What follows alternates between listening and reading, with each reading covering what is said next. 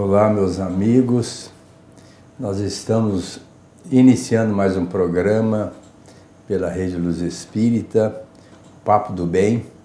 E hoje nós temos uma convidada especial, a doutora Aline Cler, que é promotora de justiça, trabalhadora da nossa Casa Francisco de Assis, estudiosa do Evangelho.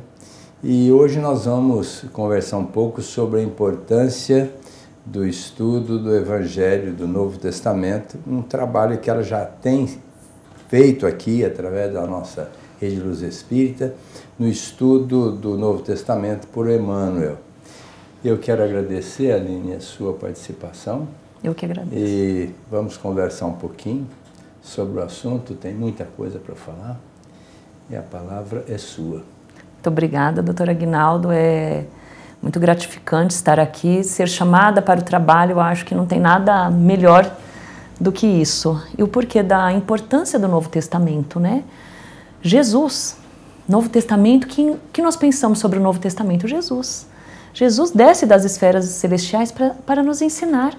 Então ele vem até nós para exemplificar. Os testamentos, os evangelhos não foram escritos por Jesus, por pessoas que observaram ele, e alguns nem por pessoas que conviveram com ele, mas que ouviram dizer e conseguiram, na verdade, pegar efetivamente a mensagem de Jesus.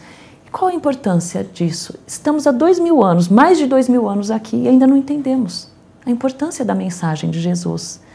Cada mensagem, cada atitude, cada exemplo que ele deixou, nós precisamos refletir. Porque parece que foram 2000 anos, mas ainda é muito atual. Tanto que a gente não consegue nem aplicar nos dias de hoje. E Emmanuel traz um estudo fantástico para nós, né? Aline, eu sempre me preocupei com os conflitos existenciais, né? Todo dia chega no consultório uma pessoa que está depressiva, está ansiosa. Sim. E aí eu posso sentir de perto quanto lhe falta ainda o conhecimento da proposta crística. Uma vez que Jesus veio com esse propósito de nos libertar das mazelas da nossa alma, né? Sim. Eu vim para que tenhais vida e vida em abundância, não é com abundância. Então, quanto mais a gente estuda o Evangelho, a gente vai percebendo que o Cristo é o Evangelho, né? Ele é a luz, ele é a notícia, ele é o exemplo e, sem dúvida nenhuma, é o terapeuta divino, né? Que mandou para nós de gracinha, né? Porque quem vai para uma terapia paga aí uns troquinhos bem Sim. grandes, né? Mas a gente estudando o Evangelho, ali tem a resposta, tem a terapia, tem a solução. Então, estudar o Evangelho é muito bom. Fala para nós um pouquinho sobre esse estudo do Emmanuel.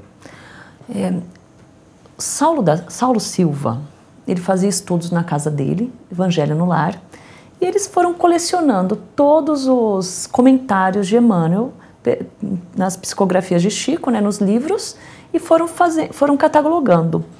Isso foi levado para o então vice-presidente da Federação Espírita Brasileira e ele se interessou. Resultou hoje na edição de 7 obras, né?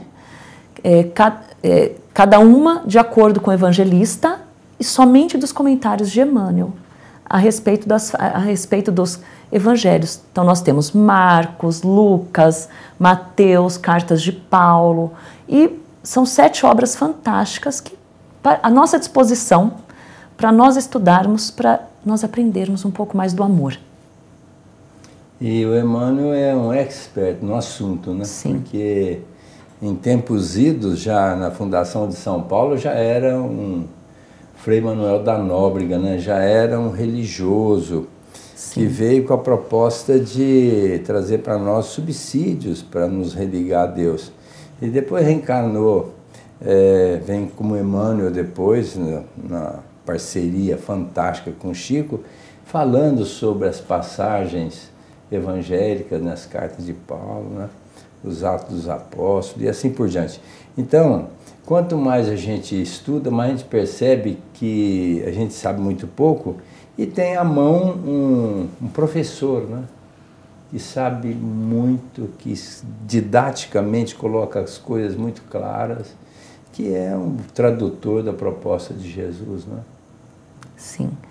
Emmanuel, eu acho interessantíssimo que ele consegue, ele não pega o versículo inteiro, ele pega um pequeno pedaço do versículo e dá uma lição. Alguns pequenos pedaços ele consegue fazer diversos comentários. É fantástico. Aí nós, estudando, você procura a história de Emmanuel, como é linda, e dá para entender que, na verdade, o porquê que ele traz isso para nós? Porque o Evangelho transformou ele. Jesus transformou ele. E é essa a proposta. O Evangelho, Jesus, ele tem a proposta da nossa transformação, da nossa melhoria. E foi o que aconteceu com Emmanuel. Nada melhor de quem aprendeu passar para nós. E são mensagens belíssimas que eu confesso que agora, estudando mais aprofundadamente, estão me proporcionando transformações.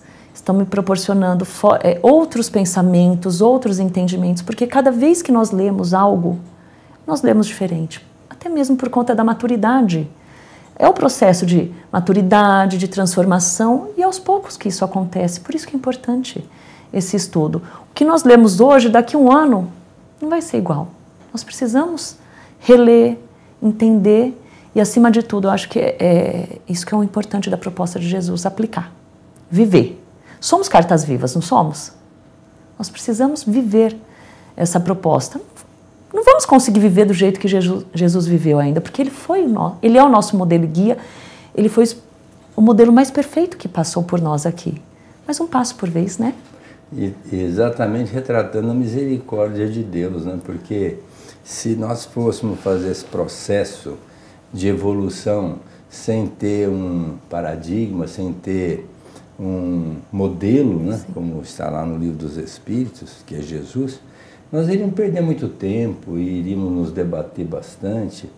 E ele, em sendo o nosso guia, que já passou por esse caminho, né, há longo tempo, e conhece profundamente essa trajetória, inclusive as nossas dificuldades, as nossas falhas, não foi sem causa que ele diz: conhecereis a verdade e ela vos fará livres, né? Eu sou a verdade, ninguém vai ao Pai senão por mim. Então Jesus é o que vai congregar todos os princípios religiosos, né? Porque às vezes a pessoa tem as suas informações dogmáticas e se perde em cima delas, quando Jesus não tem dogma nenhum, ele é claro. Ele não disse, olha, eu acho, eu penso, você deve, não. Sim. Ele era conciso, faça assim. É dessa forma que você tem que fazer. Embora a gente tenha dificuldade, lógico, porque somos ainda muito infantis, engatinhando ainda nessa trajetória evolutiva, para viver a proposta dele é muito difícil. Mas eu quero só fazer um relatozinho. Eu estava operando agora de manhã e uma amiga, que por sinal é médica, chegou para mim e falou: Aguinaldo, aconteceu uma coisa muito interessante, eu quero falar para você. Eu falei: nossa, que legal. Ontem eu estava com meu noivo e fazendo um questionamento, e aquilo ficou ressonando na minha mente, né? Mas eu cheguei aqui ontem e você tinha deixado o livro dos Espíritos em cima da mesa e eu abri assim para ver o que tinha lá dentro. Encontrei a resposta para o meu questionamento, né? Aí deu abertura para a gente conversar longamente com ela, porque ela é de formação católica. E eu disse para ela: olha, esse é um dos livros que eu considero como o melhor do mundo. E tem outro que não perde para ele, que é o Evangelho segundo o Espiritismo, que é onde a gente vai aprender tudo com clareza sobre a proposta de Jesus, né? E ela se interessou. Eu falei: não, fica tranquilo, eu vou lhe trazer os livros para você estudar. Porque através da leitura, do estudo, é que a gente vai despertando para uma realidade maior. Enquanto nós ficarmos nos mitos, né, nas crenças, nas informações, às vezes até que não são verdadeiras, e ademais a gente também tem o achismo, né? Sim. Aí fica muito complicado. Mas quando a gente vai estudar, e o Evangelho do Cristo é o roteiro, né? a gente vai percebendo que fica mais fácil para a gente vencer as nossas dificuldades, não é? Com certeza. E o senhor tocou num ponto muito importante. Qual a relação do Evangelho com o Espiritismo? Toda relação, né? Eles se interligam. Salvo engano, no livro Roteiro, na introdução desse livro, lá explica que não basta nós estudarmos, nós temos que nos transformarmos, nós temos a parte intelectual e a parte moral. Isso é importante. E o Evangelho, todos os ensinamentos de Jesus, o Evangelho, segundo o Espiritismo, tudo isso vai nos proporcionar essa transformação moral. Porque ao mesmo tempo em que nós estudamos o Livro dos Espíritos, nós também precisamos da transformação moral. E aí onde está o elo dos dois. É muito importante, tanto o Evangelho quanto o estudo da doutrina espírita. Isso é importante. Não é um ou outro, são os dois. Interligam, né? Sim. E a proposta do Cristo é que a gente exercite tudo aquilo que Ele colocou para nós e que a priori parece até fácil. Ah, eu perdoo. Mas como é que você perdoa, né? De verdade ou mais ou menos? Eu perdoo, mas ele vai ter que pagar, não é? Então, quer dizer, fica uma coisa assim paradoxal. Fala da gente fazer o bem, né? Que a proposta maior dele é o amor. Sim. Então, nesses momentos conturbados que nós estamos vivendo, quanta oportunidade da gente fazer o bem, não é? E é o que ele fez aqui. Ele veio para testemunhar isso. Falou do perdão, perdoou a todo mundo no final, quando estava sendo crucificado. Ele pede perdão ao Pai, clemência para com seus algozes, né? Às vezes a gente fica nervosinho, né? Aborrecido, até meio chateado, quando alguém faz uma coisinha com a gente, meu Deus, mas não é possível, o orgulho, né? Aí fala muito alto, e quando ele tinha tudo para não suportar nada e não levar em consideração nada, exterminar com tudo, ele suportou. Talvez a lição maior que ele deixou foi no final da sua vida, quando ele aceitou pacificamente aquela crucificação. Porque a gente vem para a Terra achando que a gente vai curtir. Aliás, a gente endereça, né, a nossa vida para a curtição. Eu quero viver de boa, tranquilamente. Mas ele já havia feito uma observação: nesse mundo tereis aflições. A vida é uma constante de aflição, né, em todo segmento da nossa vida. Mas a gente precisa ter bom ânimo, não podemos deixar-nos bater frente às dificuldades. Ontem mesmo, atendendo aí na nossa casa espírita, uma moça perdeu o pai. E ela era tão desesperada, porque para ela perdeu o mundo, perdeu o chão, né? O pai desencarnou e ela ficou sem chão. Aí nós fomos conversar com ela, também de formação católica, frequenta e trabalha dentro da igreja. Eu disse: olha, que bom que você veio aqui, porque nós podemos conversar muito sobre a morte, né? E Jesus foi o exemplo maior de que a morte não existe, né? Logo em seguidinho ele volta: vou estar com vocês. E ficou 40 dias ali mostrando: eu continuo vivo, a morte não existe, se preparem, né? A vida continua do lado de lá. E só que às vezes as pessoas não pensam que a vida continua, querem viver aqui como se fosse o último dia e gozando da materialidade, né? Ainda vivemos muito o mundo material e nos esquecemos que a nossa verdadeira casa não é essa. Nossa verdadeira casa é o mundo espiritual. Por isso, talvez, às vezes somos chamados a testemunhar algumas coisas, passamos por aflições, por dificuldades, para nos lembrarmos que não é aqui que é a nossa verdadeira casa. A nossa casa é o mundo espiritual. Por que viver somente a matéria, o mundo material? Não somente isso, né? Emmanuel, um dos comentários, é um dos trechos que Emmanuel comenta, não viva somente do pão, mas também do que é espiritual. E ele vai trazendo diversos exemplos. Precisamos aprender com isso. E é o que o senhor falou, Cristo nos deixou essa mensagem. Precisamos lembrar disso no nosso dia a dia.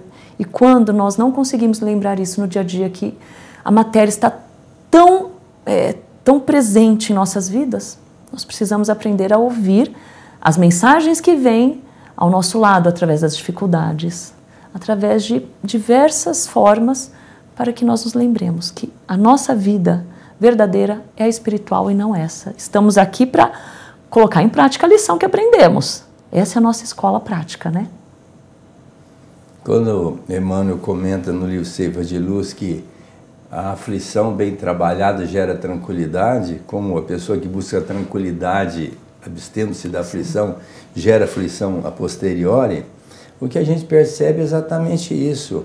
O mundo é um desafio, né? Aqui na Terra, quando a pessoa reencarna, os benfeitores dizem que se assemelham a uma criatura que entra num barco em mar aberto. Sim. Há uma preocupação porque não sabe se a pessoa vai voltar no mar aberto, né? Pode ter tempestade e sucumbir. Assim acontece conosco, a gente vem para a Terra com a proposta de fazer o bem, de trabalhar para a nossa reforma íntima. Ninguém vem aqui programado para fazer coisa errada. Não. Isso aí seria um absurdo. Agora, chegando aqui, a criatura, esquecendo do que programou, do que aconteceu nas vidas anteriores, nas experiências pretéritas, quer gozar a vida. E, infelizmente, os pais já trabalham o filho para gozar a vida, né? Proporcionar tudo que é de bom. Hoje, eu vejo muitas crianças que não sabem orar o Pai Nosso. Meu Deus, mas você não sabe orar o Pai Nosso? Sua mãe, seu pai não ensinou? Quer dizer, a oração que antigamente, né, pelo menos nesse lado, era muito forte dentro da igreja, né? Tinha que fazer o catecismo e a oração do Pai Nosso, e ainda tinha outras orações, né? Eles eram obrigados, os partícipes, a aprender a oração e vivenciar. Eu acho que isso era muito legal. Hoje uma criança não sabe fazer uma oração. Não. E aí, mas sabe o que está lá na internet, sabe do TikTok. São vários aplicativos hoje. Então, eu fico pensando, como é que fica essa criança depois? Nem quero falar que frequentar uma casa religiosa, nem pensar. Vai crescendo e depois, lá na frente, encontra as frustrações, as dificuldades. E o Evangelho do Cristo, que poderia ser a solução, poderia ser a força motriz, né? Não havendo, a pessoa desespera, claudica e sofre as consequências. Então eu vejo que o pessoal está perdendo um bom tempo para se educar, porque a Joana de Ângeles disse que a transformação do planeta não vai ser por cataclismos, mas vai ser por chegada de espíritos de alta envergadura, vinda de outros planetas para cá, para dar um impulso, mas que nós precisamos nos aparatar para dar suporte para essas criaturas desenvolverem suas aptidões, os seus trabalhos aqui na Terra. Então imagina que nós temos responsabilidade da nossa formação e por isso tem que estudar. Com certeza, na verdade, parando para pensar, a mudança de mundos, a nossa evolução do mundo também começa no nosso interior. Aliás, ela começa no interior, né? Justamente, igual o senhor disse, nós precisamos fazer ela no nosso interior para que o mundo evolua e para que nós possamos auxiliar esses espíritos de alta envergadura, para que a luz ela está se movimentando para encarnar, para justamente nos auxiliar. E nós também temos que auxiliar a luz.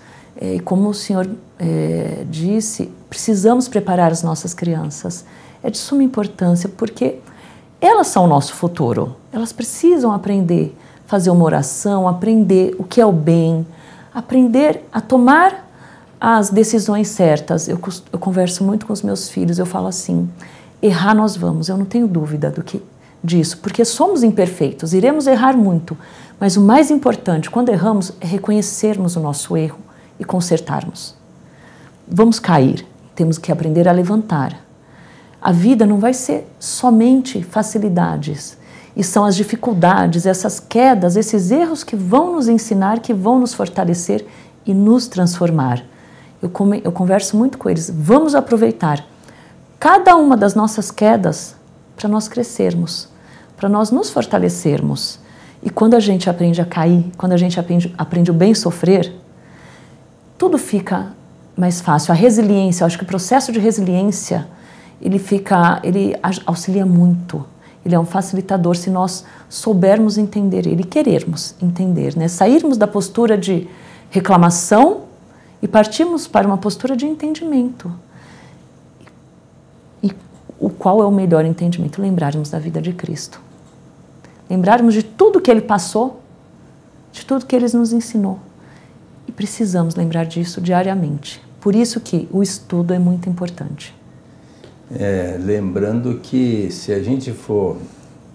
nós formos nos reportar ao Evangelho de Jesus, porque às vezes a gente fala assim, o Evangelho de João, de Marcos, de Lucas, né?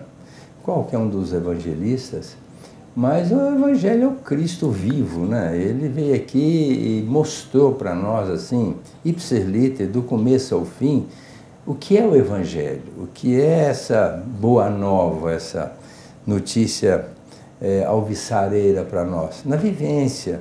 Então, se nós analisarmos dentro das psicopatologias, toda problemática humana, Jesus analisou e disse, faça assim.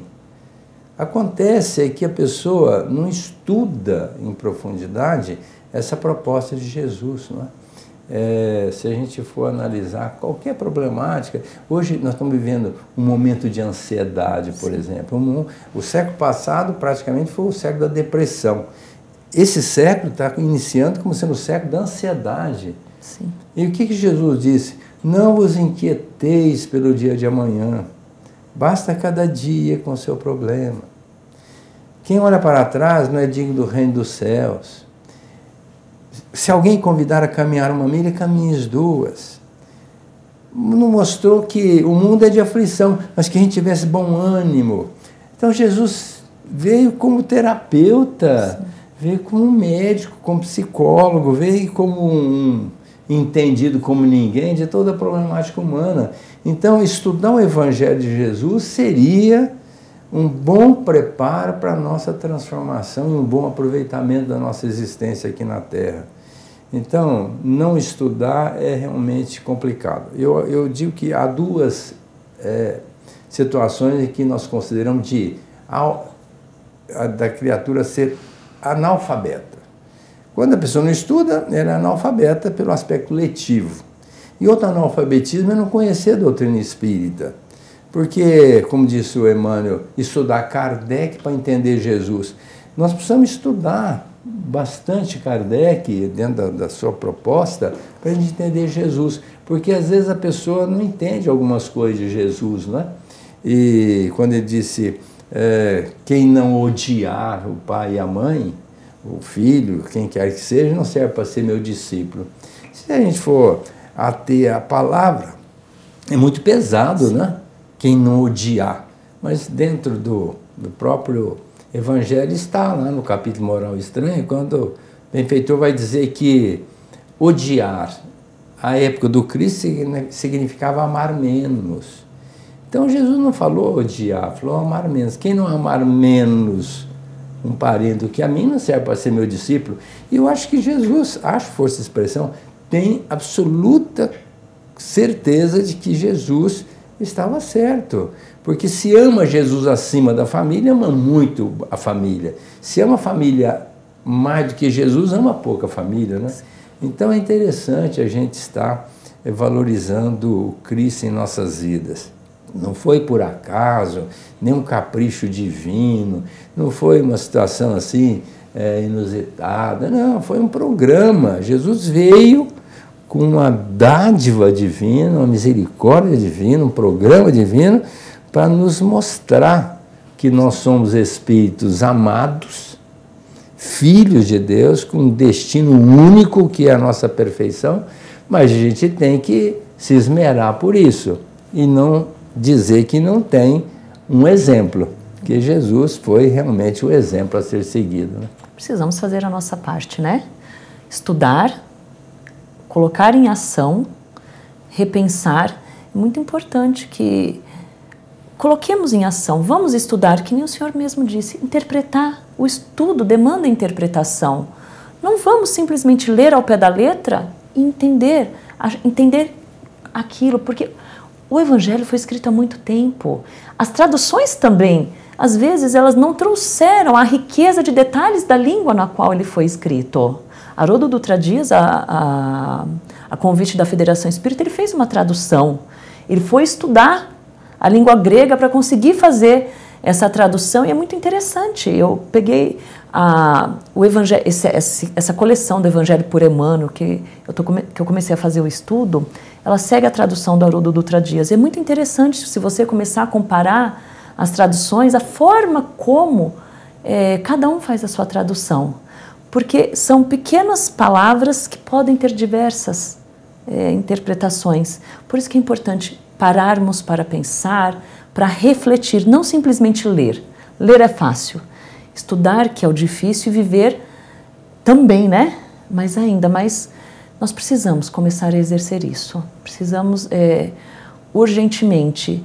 Eu digo que eu comecei a tentar colocar isso em prática, porque é difícil, doutor. Como é difícil, né, nós colocarmos isso em prática, porque o orgulho e o egoísmo, parece que eles florescem, né? Quando nós menos esperamos, eles vêm. Aí nós precisamos refletir, pensar, não podemos deixar que esses sentimentos nos dominem. Vamos lembrar do que estudamos, vamos numa fechada no trânsito, em qualquer lugar isso acontece. Quando alguém fala alguma coisa que não gostamos, que nos contraria. Quando você fala, é assim porque é. Como? Não é assim, precisamos mudar o nosso padrão de pensamento, de vibração, entendermos que a vida ela pode ser muito melhor do que aquilo que nós imaginamos.